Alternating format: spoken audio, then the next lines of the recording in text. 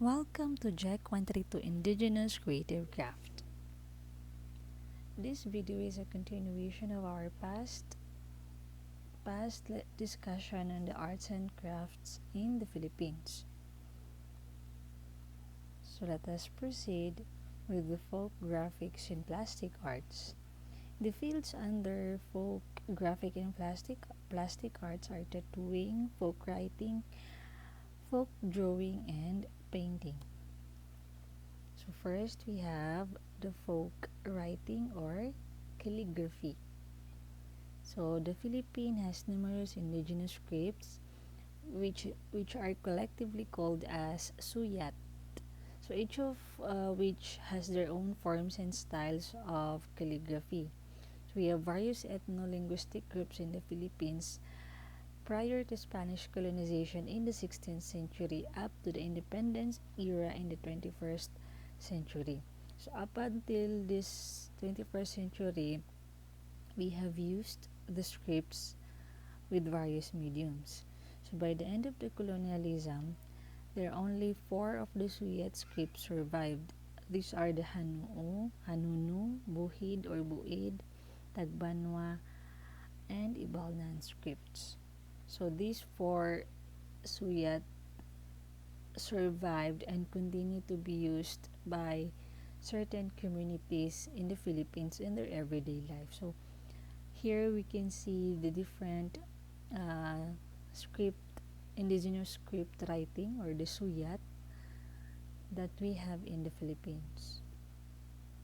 So there. Next we have the folk paintings. So folk paintings, it is like folk drawings.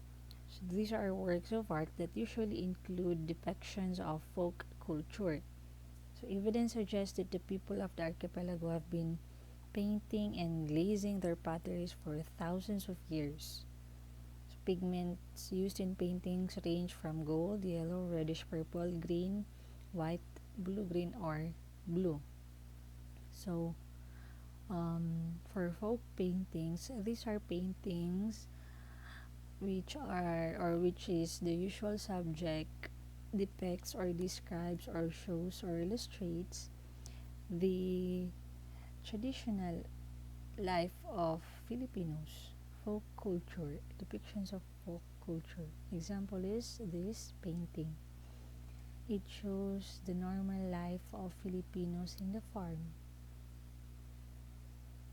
Then next, we have the ornament, textile, or fiber art. So ornament, textile, or fiber art includes a variety of fields. It ranges from hat making, from mask making, accessory making, to ornamental, metal crafts, and many others. So first we have the hat making. So hat making is fine art in many communities throughout the country, throughout the Philippines.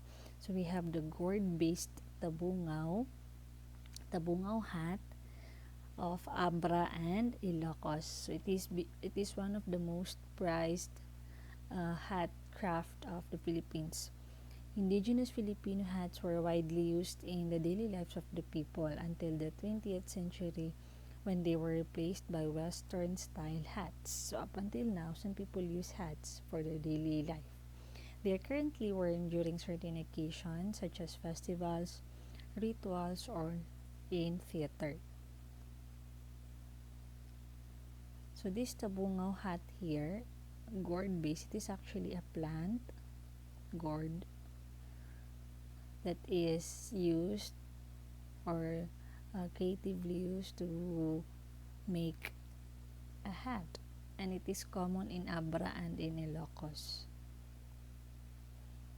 Then we have the mask making. So the art of mask creation is both an indigenous imported tradition. So it is both indigenous, ibig sabihin local in our country, and at the same time imported, meaning adapted from the colonizers that we have. So certain communities have mask-making practices prior colonization. So while some mask-making traditions were introduced through trade from parts of Asia and the West, so today, these masks are worn mostly during festivals. Festivals such as Moriones Festival and Mascara Festival. Actually, even other type of festival uses masks when they celebrate their feasts. Then we have the accessory making. So accessories in the Philippines are almost always worn with the respective combination of garments. So it always comes with their clothes or with the costume. It is a part of an attire.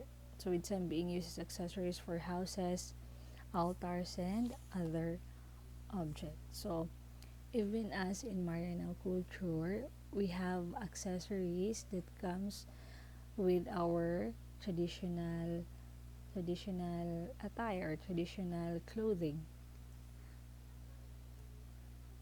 Then we have pottery. So the art of pottery categorized into ceramic making, clay pot making, and folk clay sculptures. It has long been a part of various culture in the Philippines with evidence pointing to pottery culture dating around 3,500 years ago. So important pottery artifacts from the Philippines includes the Manunggul Jar and the Maitum anthropomorphic pottery. So first we have here the Manunggul Jar. Manunggul Jar. So Manunggul Jar is a secondary burial jar from the early 1960s in Manunggul Cave, Lipon Point, Palawan. So it is a secondary burial jar. Ibig sabihin, dito kapag yung namatay na nailibing, tapos na ano na siya, naging bones na lang siya, dito siya tinatransfer. Kaya siya secondary burial jar. So, on top of the lid, yung takip niya, merong figure ng boat at may dalawang figure ng tao. These two figures or human figures represents two souls that is on a journey or on a voyage to the afterlife. So it is believed, since it is a burial jar, this lid or this sculpture or design represents the journey of the soul to the afterlife. So as you can see, the boatman is seated behind the figure. Sa likod yung boatman. Then yung sa harap, the figure has its hands crossed on the chest. So, itong position ng kamay niya is actually a traditional Filipino practice na we can observe when we are arranging a dead body or a corpse, no? So, yun, it represents a dead body that is traversing or traveling to the afterlife. Actually, this Manunggul Jar is very we can always see this in 1,000 peso bills. Sa likod niya nandoon yung image or picture ng Manunggul Jar. Then we have the Maitum potteries or Maitum anthropomorphic potteries. So these are earthenware pots resembling human figures that were found in Ayub Cave in Pinol, Maitum, Sarangani Province. So these pots were dated to the Metal Age pa siya, no? So it is used as secondary burial, same with the Manunggul Jar. So there were 29 jars discovered in the province of Sarangani, and each of these jars had head-shaped covers which portrays different kinds of expressions. So yung Manunggul Jar, yung takip niya is may dalawang figure na nakasakay sa boat. Yung maitum potteries naman, yung cover niya is shaped like a head or para siyang ulo ng tao. And accordingly, each cover portrays different kind of expressions. May mga expression daw yung mga mukha ng tao na naka-sculpt or ukit doon sa cover ng jar. So may mga expression katulad ng sadness, joy, contentment, ganun. So those heads were either plain or some of them are coated with red or black paints. So yan yung mga pots na na-discover sa Philippines. So it shows how pottery has been practiced or has been done for a long time. Okay, so that ends our discussion. For your journal entry number 3.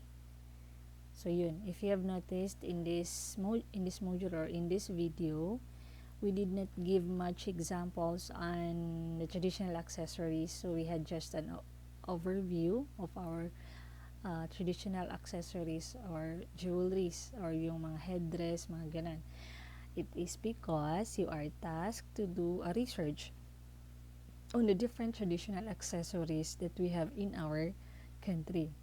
So after doing your research, focus on one, select from that research, select from the various traditional accessories you have researched or you have encountered in your search, and make a journal spread about it.